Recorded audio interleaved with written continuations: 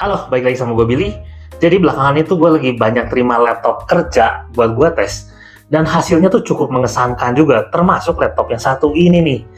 Ngomong-ngomong yang satu ini tuh lebih murah lagi, dia tuh cuma di 9 jutaan doang. Ini tuh Acer Swift Go 14 SGF 14-41.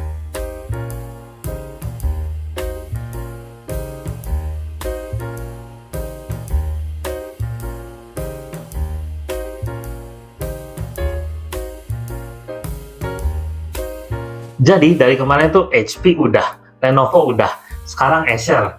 Dengan begitu tinggal Asus doang nih yang belum gue icip. Ditunggu ya kirimannya. Udah sih, segitu aja. Soalnya MSI kayaknya nggak bikin model kayak gini deh. Laptop kerja yang satu ini nih nggak cuma buat kerja doang, karena memang kuat juga buat plus-plus. Tapi di sini buat daya tahan baterainya itu cukup mengesankan. Dengan baterai yang cuma di 50 Wh, kalau dipakai YouTube playback dengan tingkat kecerahan di 50% gitu tuh bisa tahan sampai 9 jam 20 menitan gitu kurang lebih. Dipakai kerja pastinya bakalan lebih aman lagi dong, apalagi kerjanya cuma ngetik-ngetik atau browsing-browsing doang ya. Pastinya gue sih yakin bisa tahan lebih lama lagi nih. Di tes online meeting pun dia selama setengah jam ya online meeting, itu tuh cuma makan baterainya di 7% doang. Masih banyak nih sisanya. Nah, dengan charger bawaannya yang 65 watt, dia tuh buat ngecas dari 15% sampai ke 50% tuh cuman makan waktu di kisaran sekitar 30 menitan doang. Dan kalau misalnya mau ngecas sampai full ke 100%, dia tuh cuman makan waktu kurang lebih di 1 jam 33 menitan doang. Lumayan ngebut juga kan tuh ngecasnya. Jadi kalau memang lagi perlu nih mau buru-buru mobile dan cuma sempat ngecas sampai di 50% doang juga udah lumayan cukup, bisa dipakai kurang lebih sampai ya 4 jaman lebih gitulah, sampai entarnya perlu dicas lagi ya. Jadi kan perasaannya tenang juga tuh buat dibawa kemana-mana ya. Laptop yang sebelumnya kan gue bilang tuh feel-nya nggak kayak pegang laptop gitu. Tapi yang satu ini sama, dia di tipis juga, compact juga, tapi beratnya tuh ada di 1,2 kiloan lebih gitu. Bedanya ya kurang lebih sekitar 300 graman kurang lah. Ternyata dengan perbedaan berat segitu tuh berasa juga, karena yang satu ini tuh feel-nya lebih berasa kayak pegang laptop. Tapi buat dibawa-bawa mobile pastinya tetap oke juga. Walaupun dengan chargernya sekalipun ya di bawah itu, karena chargernya pun kecil dan enteng juga. Dia tuh chargernya cuma di kisaran 180 graman doang. Jadi ya kompleks sih buat dimasukin tas tuh, tetap masih nggak makan tempat dan ya beratnya nggak gitu berasa lah kalau cowok bawa laptop kayak gini. Cewek juga gua rasa tambah sekitar 1,2 kiloan juga no big deal lah, masih aman. Tapi ya memang sebenarnya nggak perlu amat juga buat bawa-bawa lengkap dengan chargernya ya, karena daya tahan baterainya itu yang cukup lama. Dan selain dari itu, karena ini tuh ngecasnya pakai USB Type-C juga. Jadi kalau misalnya model kayak gue nih yang memang di tasnya kalau buat jalan gitu udah ada charger Type-C, ya itu tuh bisa dipakai berbarengan juga. Nah, walaupun dia compact ya, dia tuh tetap punya percolokan yang lumayan lengkap juga menurut gue.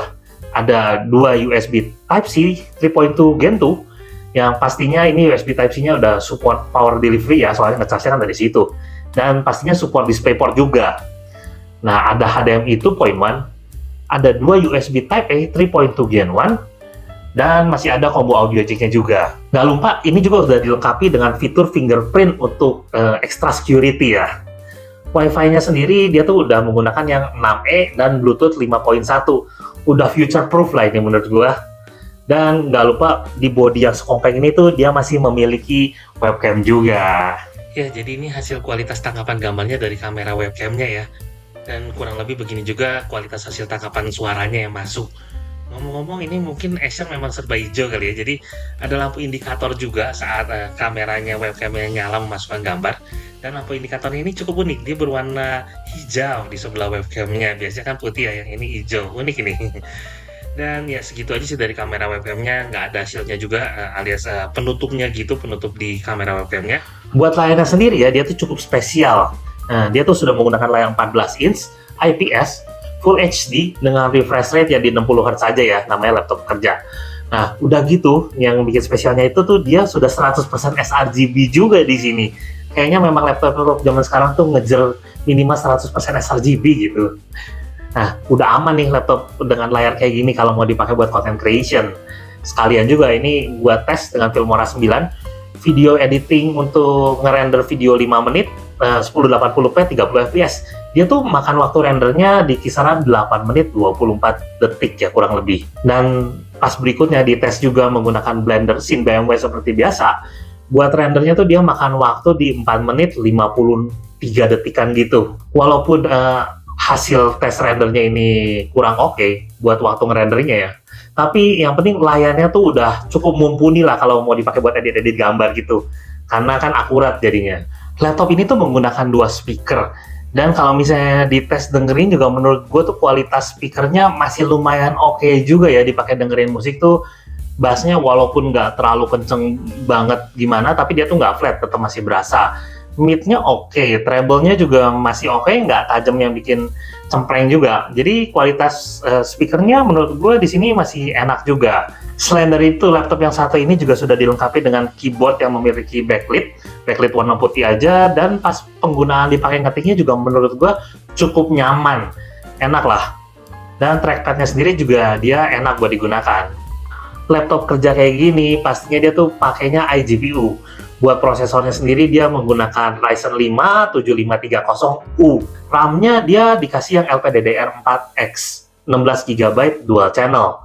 Makanya model kayak begini tuh udah aman buat pekerja kreatif karena RAM-nya sendiri juga udah di 16 GB ya. Walaupun itu onboard udah nggak bisa di-upgrade lagi. Dan buat storage-nya sendiri bawaannya tuh menggunakan NVMe M.2 NVMe 512 GB. Ini tuh masih bisa di-upgrade pastinya, dan ada ekstra slot kosong juga. Walaupun buat di slot kosongnya ini tuh nggak ada skrunya. Ya, kalian tinggal lengkapin skrunya sendirilah ya. Jadi buat storage-nya tuh bener-bener udah aman menurut gua kalau mau dipakai buat nge-konten gitu ya. Dengan jeroan masa kini kayak gini, pastinya bisa dipakai lebih dari sekedar kerja dan sekolah doang. Nge-game AAA juga masih sanggup jalan di sini. Final Fantasy 15 masih jalan, dia bisa dapat di kisaran FPS 30-an FPS gitu. Playable lah ini. Genshin Impact di medium ya.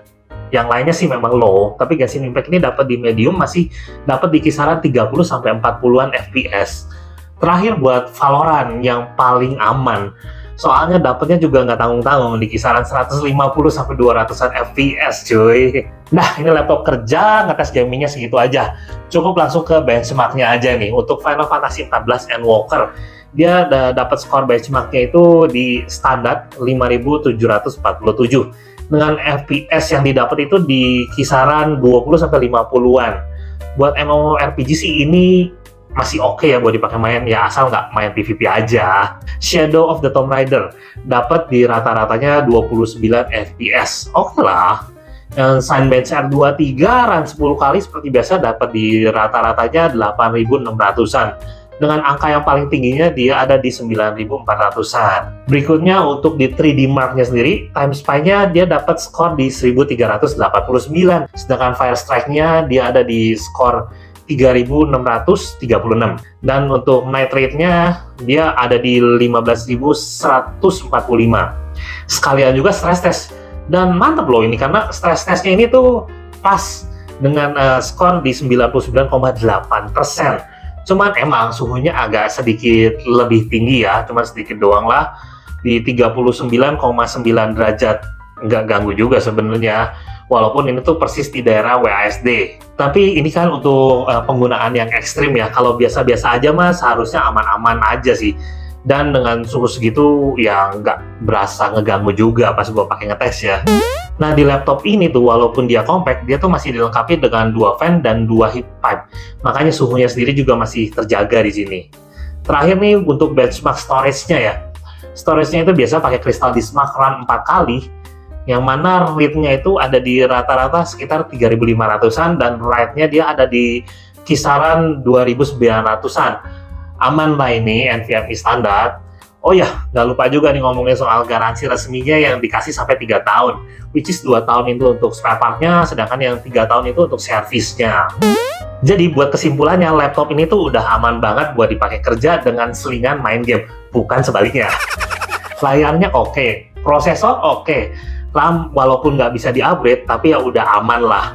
Storage-nya bisa di-upgrade dan ditambah. Kerja content creation kan jadi nggak perlu khawatir kekurangan storage nih di sini. Aman banget sih menurut gue. Ditambah lagi dengan harganya yang cukup terjangkau juga, all good lah. Jadi sekian dulu ya pembahasan singkat dari Gika buat laptop yang satu ini, Acer Swift Go 14. Kalau video ini bermanfaat, boleh tolong kasih like. Untuk dukungannya tolong di-subscribe. Dan untuk saran dan komentar, boleh tolong tulis di kolom komentar bawah. Dengan gue Billy, sampai ketemu di video berikutnya. Bye-bye. Ciao.